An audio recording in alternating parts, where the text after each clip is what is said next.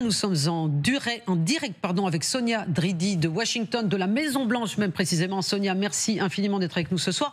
Alors, est-ce que vous pouvez nous dire ce qui s'est passé dans cette réunion entre Donald Trump et Viktor Orban? Combien de temps elle a duré? Est-ce qu'ils étaient détendus? Il n'y a pas eu de communiqué ni de conférence de presse commune, je crois, au sortir, mais au départ, ils ont parlé, bien sûr. Officiellement, devant les caméras.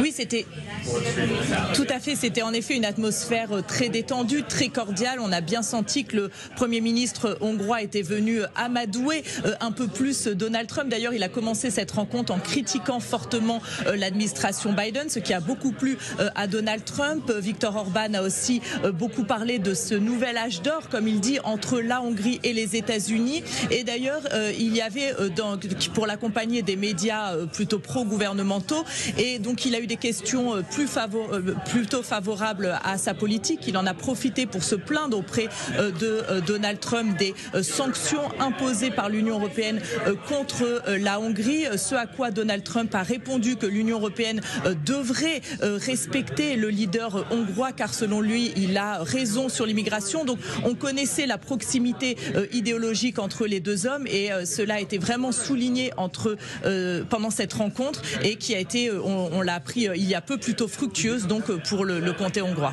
Sonia, justement à propos des sanctions, parce que vous avez raison, c'est le point le plus important. Est-ce que c'est un sujet qui tient vraiment à cœur de Donald Trump? Est-ce qu'il pourrait faire cette exception pour son ami hongrois?